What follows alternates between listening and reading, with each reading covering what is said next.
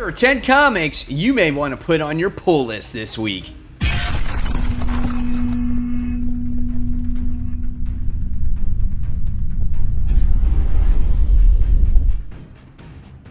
Hey comic book fans, welcome to Comic Book Corner 2.0 and fans. You're with me, Mike Spider Slayer, getting ready to bring you my top 10 most anticipated comics of the week. This is for the week of August 28th, 2019. That's right, fans. This is the show where each and every week I show you my top 10 most anticipated comics of the week. And at any time, guys, I would love to hear what your top anticipated comics of the week are. And if you like this video, give it a thumbs up, subscribe to the channel, and don't forget to hit that bell so you don't miss any content from me. Again, those lights let the comic book community know that this video exists out there. So I really appreciate you guys' support. So right now, let's not waste any more time. Let's get into this countdown, starting with my hot seat. That's right, guys. The hot seat is the book where I'm a little bit wary if I'm going to hold on to it or not. And believe it or not, this week's hot seat pick, it goes to Batman Superman issue 1. All right, this is a book that I don't know if I want to invest in, but I saw that it's a new #1 this week from DC. There's not many titles from DC that I'm enjoying right now, besides Dial H for Hero, Justice League Odyssey as of late, and yeah, so I'm looking for a really good DC title. And the description here is, up in the sky, the dark of the night, trust no one, for the secret six walk among us. Spinning out of the devastating events of Batman Who Laughs, Superman and Batman are together once more in an all-new monthly series.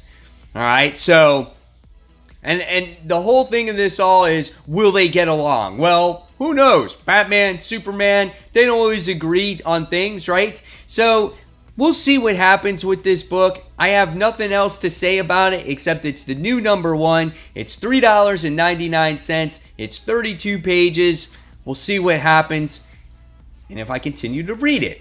All right. So there's your new #1 from DC.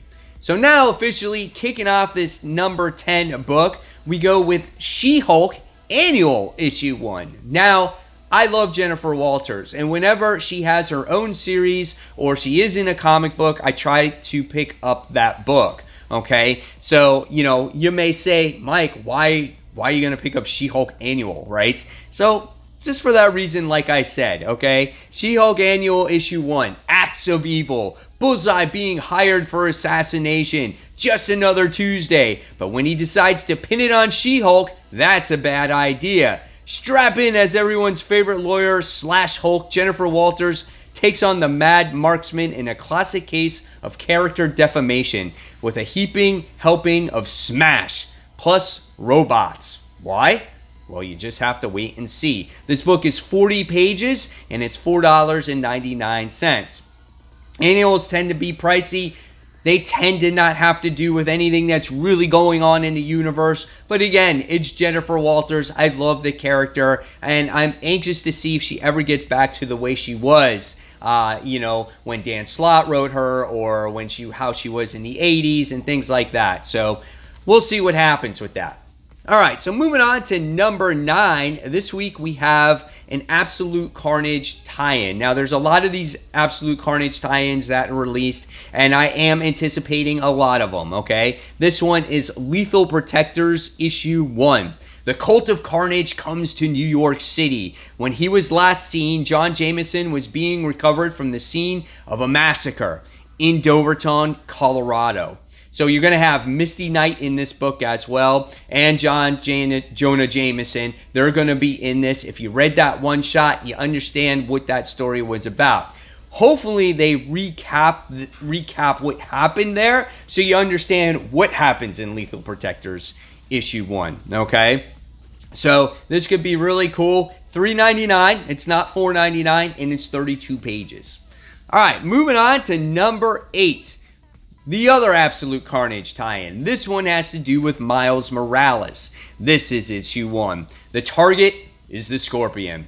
It's business as usual for Miles Morales as he finds himself squaring off against Mac Gargan, aka the Scorpion. But as a cult of Carnage's bloodthirsty acolytes swarm New York, Miles will learn the hard way that Scorpion has history with Venom and other symbiotes of the Marvel Universe. If he can survive this issue, that is. Of course, Miles Morales is going to survive this issue because he has his own story going on. There's no way he's going to die. However, I am looking forward to this book. And again, most of these Absolute Carnage tie-ins. And, it's $3.99. It's 32 pages. Are you guys excited?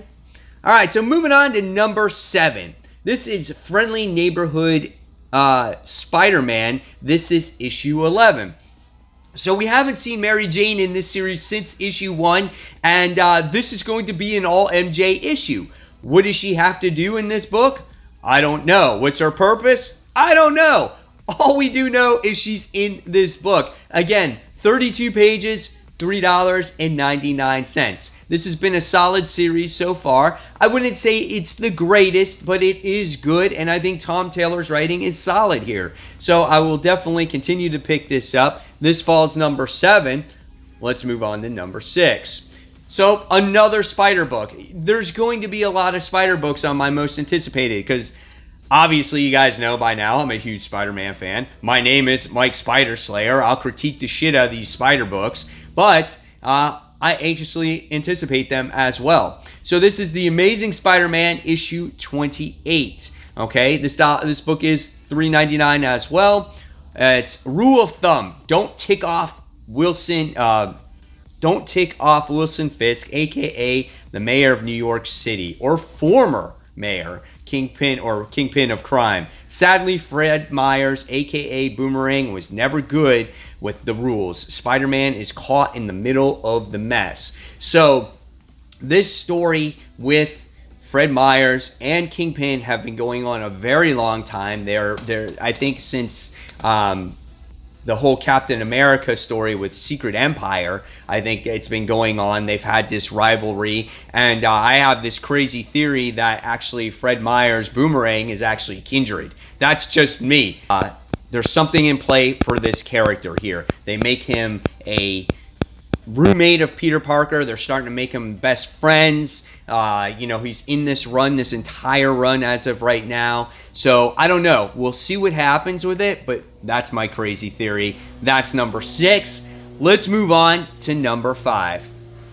And number 5 is a big one, but it could not get any higher because obviously the price point, okay? This is Marvel Comics. This is issue 1000. And this is the big one, guys, okay? This book is 96 pages. However, you got to spend a lot of money for it. $10, okay? This is a story that has all the Marvel writers, either present, current, past, whatever it is. They're all writing like a story or an individual story, or they're doing artwork, whatever the case may be. There's some kind of story that's going to go on in this book. Again, it's a hefty price tag to pay. There's a lot of variants, as you can see I'm displaying right here on this video. Whether you buy those variants or not, who knows? I'm going to try to get the Artgerm one with the Emma Frost. If it's not available, I'll probably just get one cover.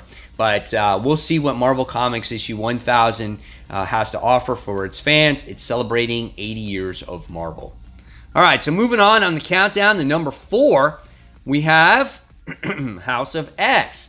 This is issue 3. Now, The Powers of 10 was a solid book. The last one that I read, issue 2, right?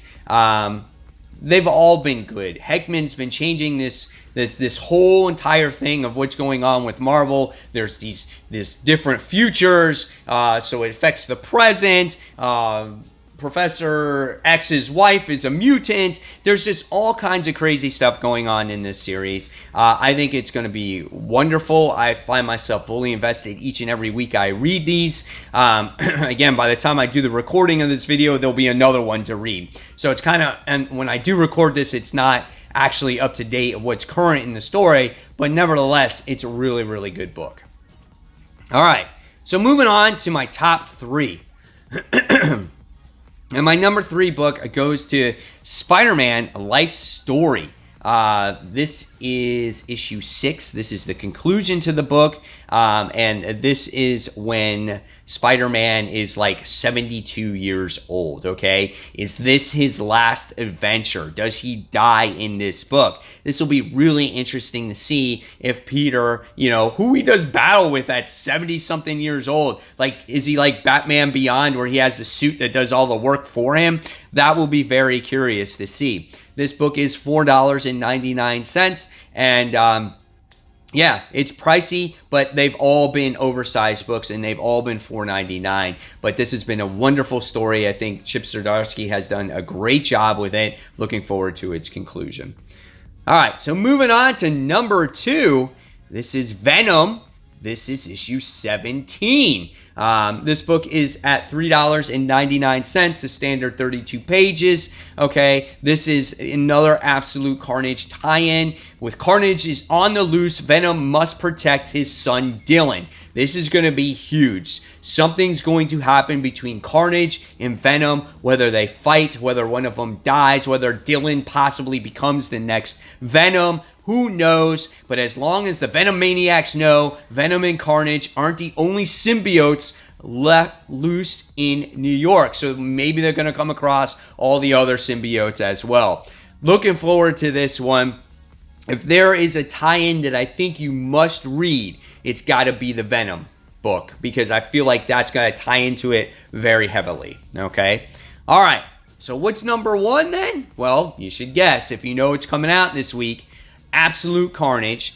This is issue 2. The first issue was really wonderfully done with Venom and Peter teaming up, trying to save Norman Osborn. Wasn't done in time. Carnage winds up capturing him. There's this machine that they're trying to create to get rid of all the codexes from the people that held the symbiotes, but I don't think that's going to work. I have no idea. But the description here says, after the terrifying conclusion of Absolute Carnage, issue 1, a new player is on the board, and it's not who you expect.